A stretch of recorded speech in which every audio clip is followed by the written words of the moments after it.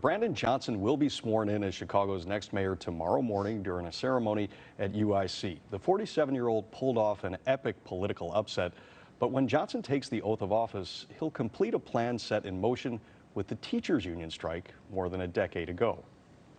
My name is Brandon Johnson, and I can't wait to be sworn in as the next mayor of the greatest city in the world.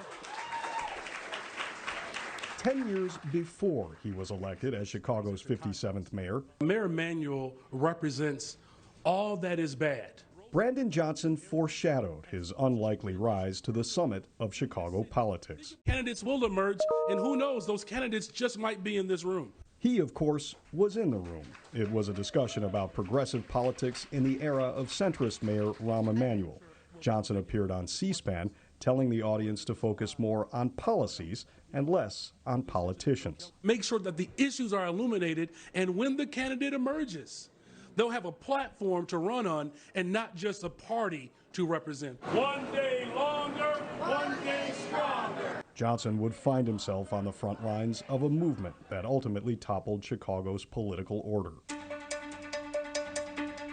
No CTU members will be inside our schools. In 2012, combative teachers union president Karen Lewis led a 9-day teacher strike that captured international headlines. In the end, CTU won a pay increase. But the real victory was in establishing the union as perhaps the strongest force in Chicago politics since the Daily Machine. We're pushing for dignity and respect for our students. Certainly they deserve much better than what they've been offered. Johnson, who taught in the Chicago public schools, was also a union organizer. But in 2012, he was mainly in the background at marches and news conferences. That is, until Emanuel closed 50 low-enrollment schools to save money the following year. After the strike, the mayor of Chicago was determined to destroy the CTU. And so what did he do? He moved an agenda to not only close down schools, but to close the largest number of schools in our nation's history. It was then that Johnson emerged as a public, personal face of the stinging school closures. Our neighborhood school was closed. No one asked me whether or not my school should be closed. And so now my sons and the kids that he's growing up with do not have access to a public neighborhood school.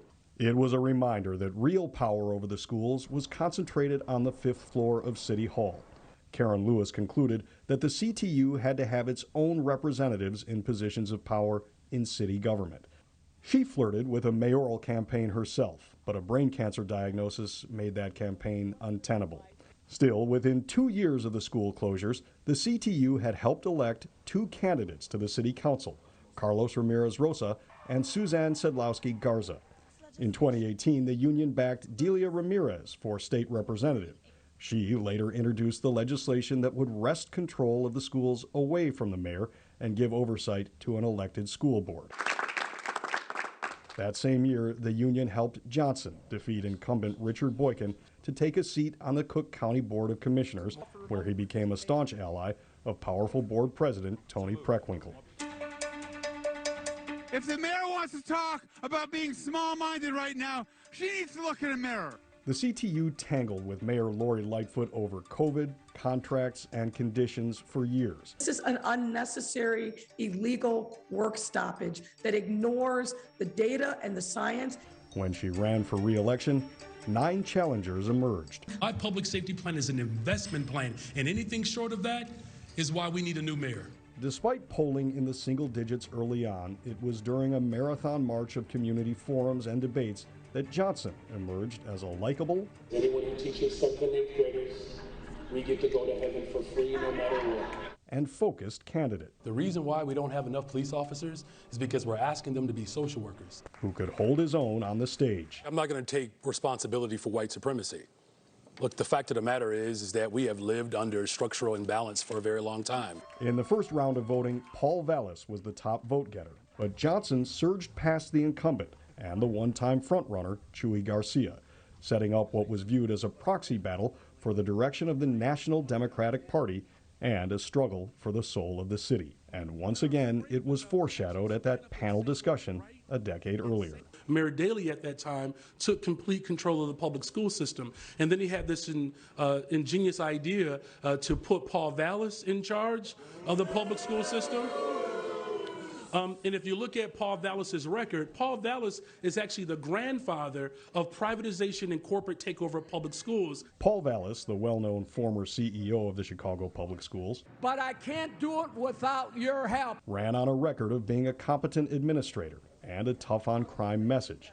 Vallas was leading in the polls, but Johnson consolidated public union support and attracted high-profile national endorsements from progressive leaders, U.S. Senators Bernie Sanders and Elizabeth Warren. He told voters, though, he would not be a CTU puppet. Once I'm mayor of the city of Chicago, I will no longer be a member of the Chicago Teachers Union. I will no longer pay dues to the Chicago Teachers Union.